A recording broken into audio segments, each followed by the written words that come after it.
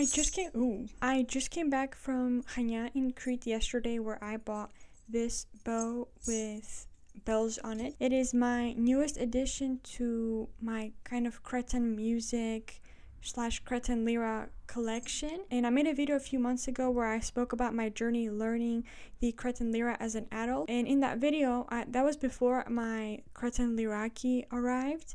I don't like putting American accents for pronouncing instruments, but anyways, that was before it arrived, and I said I was gonna do an unboxing video when it did arrive, and I never did it. So I thought I would make the video now that I have 3 instruments plus a fancy accessory, and talk about my kind of collection, what I got, how I got it, why I got it, and stuff like that. I'm gonna do a bit of an introduction section because maybe people click on the video when they don't know what a Cretan Lyra is. The Cretan Lyra is the central instrument of the tradition of Cretan music, which is a subcategory of Greek music.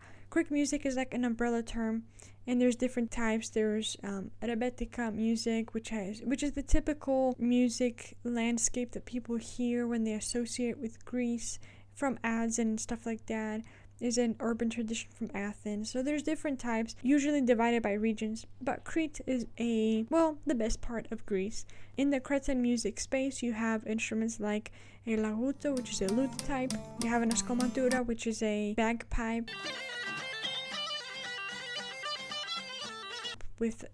made of sheep, because bagpipes are not unique to the Scottish. I actually hate when people make the association that bagpipes belong to Scottish music because they only know one thing. But anyways, and then there is the Cretan Lyra, which is the main instrument. It plays the melody. It's based on improvisation, and the Cretan Lyra player typically sings as well. Sometimes they might have a different singer, so one guy is the singer and then the other guy is the Cretan Lyra player, but the singing and the lyra are connected in the sense that they take turns. At a time where you're meant to sing, the Cretan Lyra will stop playing or maybe do a very light accompaniment in the background, but they take turns as they carry the melody. I'm not going to talk about how I got into the instrument and stuff like that. Like, you can watch my previous video. So the lyra that I had on the thumbnail of the video is this one. This is a professional sounding one, but it's not my first lyra.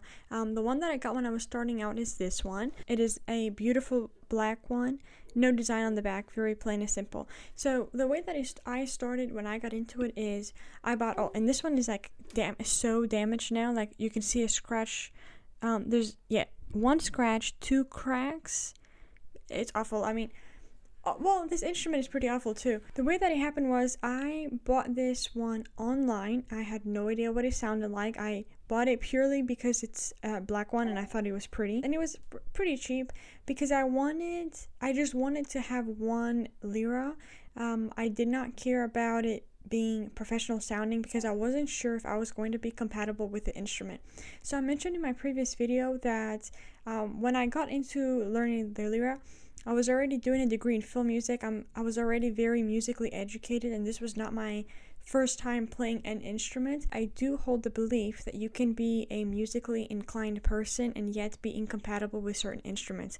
I don't think it's possible for someone that is musical to get on with every instrument that you put in front of them. For example, I've tried playing guitar in the past and I just do not get along with the instrument. I would never try to learn to play something like a laguto or bouzouki or a ukulele or anything, mandolin, whatever, that is a lute type instrument, because I already know from experience that I don't get on. I find them unnatural. I don't enjoy playing it. On the other hand, I have played the piano in the past, and whilst I was doing my degree in film music from Leeds Conservatoire, it's a conservatoire, so everybody plays an instrument, I did have this conversation with other people who did agree with me. I met guitarists who said, yeah, I can play anything that looks like a guitar, but if you put me in front of a piano or a keyboard, I'm pretty useless, and vice versa. So I wanted to, when I started my lessons, buy a cheap one to see if I would be compatible with the instrument, and I luckily was. I love everything about it. I love the way that it sits on my body. I love the way that you hold the bow. I think it took me about 3 kind of practice sessions when I first started out until holding the bow felt natural in my hands, but as I moved on with my lessons, figured out that I really like this instrument. So after about 2 years of doing my lessons, I reached a point where I felt that the quality of the instrument was holding me back.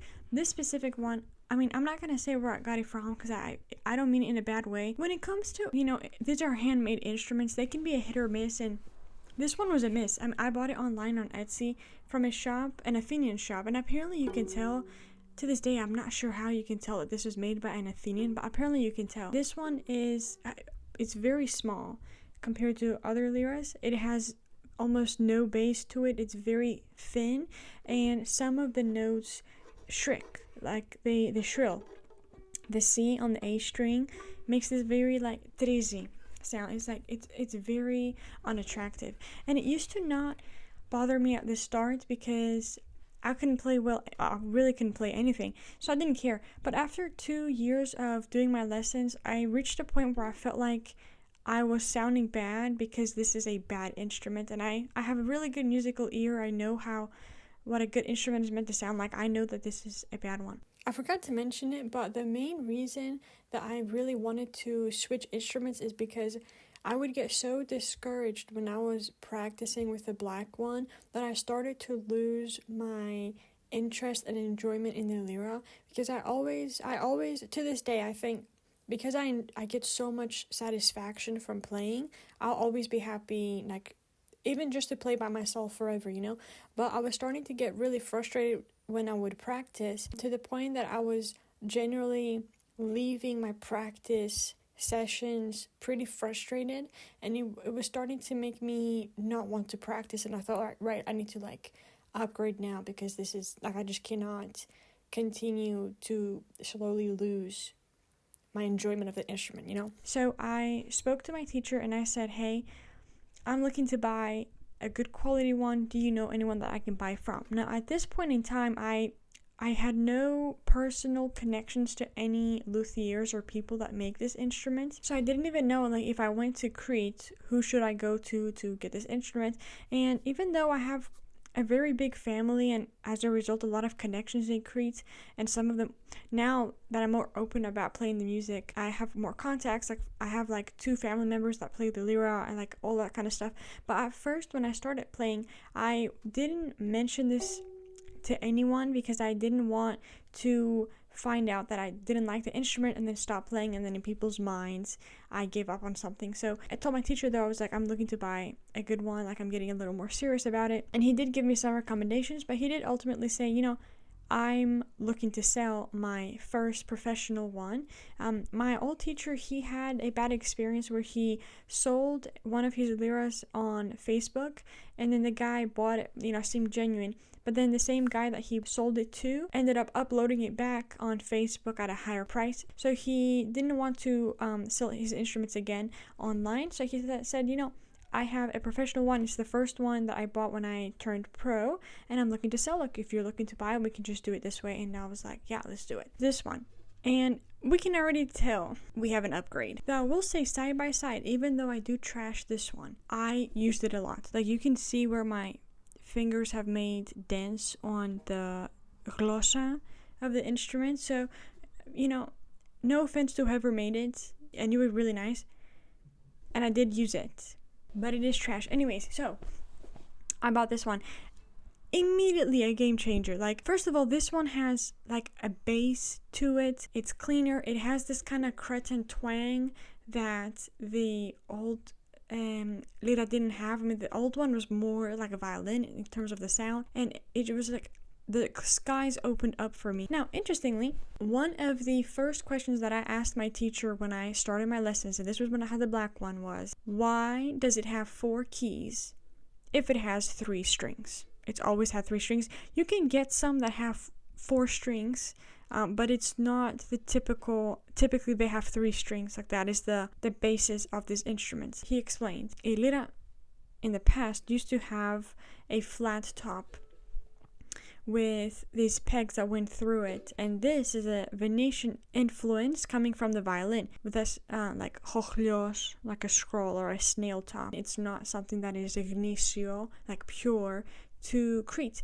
And so that's when and then he told me that the Lyraki, which are kind of the older versions of the lyra, usually have the flat top just because for beauty and whatnot. And that's kind of when the idea of a Lyraki came into my mind. And I do have this book that has a Lyraki on the front as well that I'll show you now. This book, and can you see the guy's instrument? It has a flat top. This book is called «Η κριτική μουσικοχορευτική παράδοση στον 20ο αιώνα», a Cretan dance and music during the 20th century. And this picture is from 1903. So I was like, okay, this is, I'm kind of getting more of like an older idea of what the instrument used to look like. So at this point in time, I'm about 2.5 years into playing the lyra. I've been playing this for about 6 months, and we're learning a piece, Pavlos, with my old teacher. And as I'm doing wider listening on the track to kind of hear different versions, I stumble upon this recording.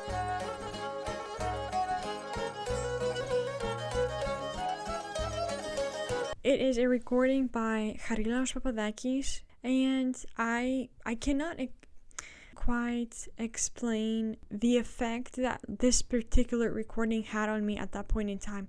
I remember listening to it and just being in complete awe. It is so mesmerizing. And aside from the fact that, okay, I personally think that he's not using typical tuning in that recording anyways, but the instrument that he plays is a bit different. So I told my teacher, I was like, I love this recording.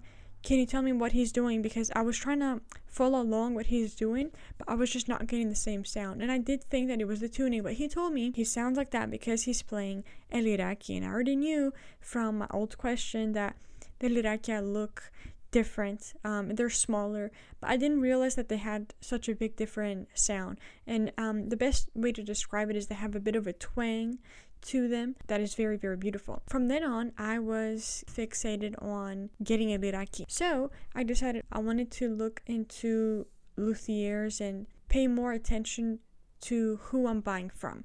Something to keep in mind, I forgot to mention. I started paying attention to who's making what instrument when I bought this one by Keramianakis, and I believe it's from 2006. Yeah, so I'm only 5 years older than this instrument. I thought it was interesting because his surname Keramianakis is my village in Chania is in Keramia, so I thought that was kind of meant to be. And also my name is Emanuela and he's Emanuel. Now I found out Keramianakis doesn't make liras anymore. He's ventured more into making la ruta, so I feel more special having one because he doesn't make them anymore. I started looking up luthiers who sold Lyraki. Not as easy to find. I did mention this in my old video as well. I have a new teacher now, Lyraki, and he had done some demos for Mountrianakis, who is a luthier in Pavlos is his first name, a luthier in Chania, which is where I'm from. And I thought, okay, that's great because I am also from Chania, so I would benefit from having a local network to me, even though I live in London now. But anyways, he has a Facebook page, so I saw demos, like snippets that Elias had playing his instruments, and he had about 3 of different Lyraki that Pavlos had made, but this one caught my eye. Well, aside from aside from the fact that it is gorgeous, it's such a beautiful, it's the most beautiful one that I have, and the wood is like a reddish tone, so it has this beautiful kind of clash, but in a good way with the blue. It's so, anyways, so I saw this video and I saw this May 2024, and I ended up buying this December 2024, so it had been a long time coming. I loved the sound that I saw on the demo. I ended up switching teachers eventually, and I started doing lessons with Elias, who had done the demos. He has a YouTube channel called Cretan Lyra Lab. I told him that I was looking to buy a Lyraki, and I said, I'm thinking about getting this blue one from Mountrianakis. And this is where me being into the Lyra started turning to me having a network of my own, because up until this point it was just me and my teachers. And initially Mountrianakis had another Lyraki that he thought that I would be interested in with a sympathetic string, and I have always wanted a Lyra with sympathetic strings as well. I mean, I've always wanted 3 things. I wanted a Lyraki up until this point, a Lyraki, a bow with bells, gerakokoudouna, and I wanted a Lyra with sympathetic strings, and I knew that at that point, so I thought maybe I should get the Lyraki with the sympathetic string. But eventually Elias went to Mountrianakis' shop to take videos of him playing the instruments, because I did ask. I mean, he was going anyways because another student of his was looking to buy from him as well. But I asked Elias before he went there to play the same kind of piece of music on both the Lyraki that I was interested in, so that I could get a better side-by-side comparison, because the demos of the of this one plus the brown Lyraki that I was potentially interested in had very different playing techniques, and I felt that it was unfair on the blue one, because the demo with the brown Lyraki, Elias was doing girismata, which is this technique where you turn the instrument as you're playing a melody on the top A string. As you're turning the lira, you're using the G and D string as like a drone. It's a very rich sounding technique.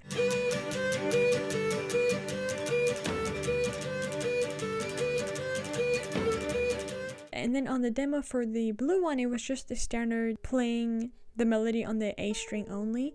So I felt like the demos, because there were different pieces of music being played, were perhaps unfair on the blue one because it was the technique rather than really the instrument. And I also felt like I didn't get to hear the individual sound of the strings on the brown one as well. So anyways, Elias goes and he records the videos for me and he sends them to me, and then I eventually do decide to continue with the blue one.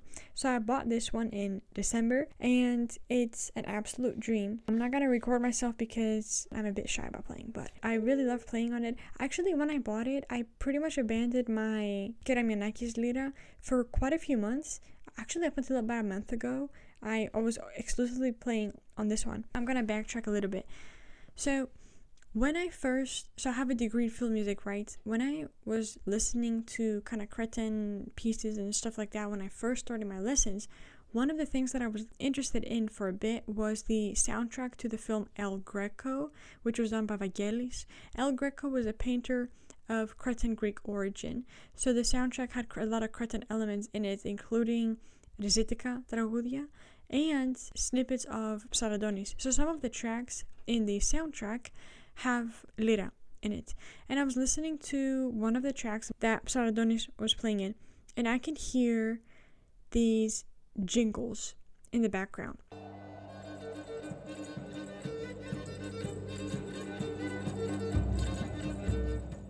And I have a really good ear, so I can hear these jingles, and I'm trying to figure out what is going on in the track, where the jingles are coming from. They're very mesmerizing. The track itself is very beautiful, and I started to notice that the jingling is in time with the melody.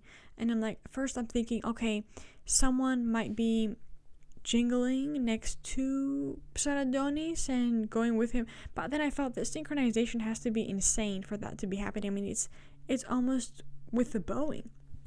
So I thought, okay, maybe he's holding on to some bells as he's holding on to the bow, or he's tied bells on the bow. So I asked my teacher at the time, Vagelis Triantafyllou, I said, I can hear these jingles. I think he's tied bells on the bow. Like, what do you think is going on? And then he told me about gerakokoudouna. So the bells, okay, kind of context about the instruments. The lyra is an instrument that belongs to shepherds. It's not an urban musical tradition like rebetiko or tabachaniotica. It's a very rural kind of space that it's coming from. And in the past, lyra players, first of all, lyra players used to make their own instruments. The idea that you go into a luthier shop and you go to a professional who makes these for a living is very modern. In the past, people used to make their instruments with whatever woods they could find, so they all looked different to each other and they all sounded a bit different as well. In the past, before kind of roads were introduced and cars became common, people used to be living more remotely than they are now, and musicians were not always able to gather and play music with each other. And the lyra is a melodic instrument, and it requires accompaniment. One of the ways that they sought out to resolve this issue is by using bells on the bow, and the idea is that lyra players will be able to accompany themselves rhythmically by adjusting the way that they're bowing. So how I got mine was, I have a little cousin who also plays the lyra, and she uploaded a picture on Instagram at some point of a bow with gerakokoudouna, and I was like, oh, I really want one, because I live in London and I'm not surrounded by Cretan musicians. I would actually benefit from having one because I'm by myself. I don't get to play with other people. I could use a little bit of an accompaniment myself. So I asked her, I was like, where did you get this bow from? And she told me she got it from Vagelis Triantafyllou in Chania. And I was like, great, this could be another person that I meet in Chania. So I was like, all right. I ended up going to Crete last week. It was kind of a last minute emergency with my family. But whilst I was there, I was like, why don't I go and meet this guy and get a bow? I work hard, I deserve it, why not? I follow him, on Instagram, and then I text him, ask him about the opening hours of his shop, and then he also texts me, he tells me, and then he texts me his business card with his phone number on it. So at this point, I'm in Chania, I'm in my village. It's about a 30-minute car ride to the city center where his shop is. His shop is, you pass the Casteria, and then you go up the road where there used to be a flower shop on the right side. You turn on the left, and it's Mudaki Road, and there's like a school on the right. And his shop has like this massive wooden Crete outline on the outside. It's a wonderful shop. It's like he has like the business side, and then he has a workshop further back. So I call him to see if he has a bow with bells on it, and he says that he doesn't have one, but he has bows and he has the bells. So he advised that I come into the shop and I take a look, and if I'm happy with the bows that he has, then he can fix it for me in like 2 days. So I go down to the shop with my dad, and I was really happy because this is like the first time that I'm meeting a new person in person as well, because Mountrianakis that I bought the Lyraki from, like I didn't actually meet him and it was all online, but I was looking forward to like making a personal connection as well. Like I wasn't just interested in buying the bow, I was also interested in meeting him. So we go into the shop and he's this lovely guy. So the bow is this gorgeous let me show you a side by side. Okay, I love my standard bow. It's full. It's a long one. It's not the 3/4. I used to have a 3/4 one, but the hairs fell off and I lost interest. But you can see that it has this like pencil kind of ending to it. The one that he has made is gorgeous, and it almost looks like a chess piece. See? It's like a chess piece. And then it has this pointy nose. And it's made from snake wood. Such a beautiful bow. And then he has the bells, which are also handmade by him. And great sound. So he says, how many bells do you want on it? I can do 6, I can do 8, I can do whatever you want.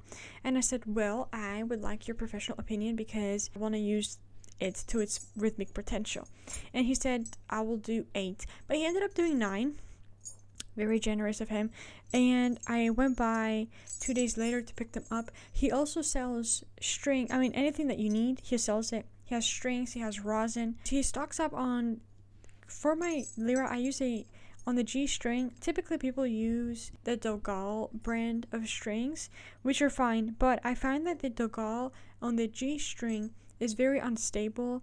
It won't always be a steady G that you're playing. So I started using Lesner, whatever. I think it's a German brand. I have this uncle called Vagelis who plays. He's also in Chania, and he gave me one to try it out. When I told him, I was like, I'm playing. I'm not liking the sound of this string. Like, do you have any recommendations? He recommended Lesner. He gave me one. I loved it, and he stocks up on them. So I'll swing by again in the summer to pick up more of more. I don't have any to pick some up. So I am now almost 4 years into playing, and I have 3 instruments, a standard bow, and a bow with bells on it. So I'm very happy. My next one is going to be a lyra with sympathetic strings. I'm not planning on getting one for quite a few years. I'm very happy with where I'm at right now, but it would be the last thing that I have for me to feel like, okay, I'm happy never buying anything else ever again. I hope you found the video to be interesting. I'm sorry I didn't do the unboxing of the blue Lyraki like I lied. I did lie saying that I was going to do it, but I was working a lot and I couldn't be asked. Anyways, this is what it looks like. This is what I have. Good night.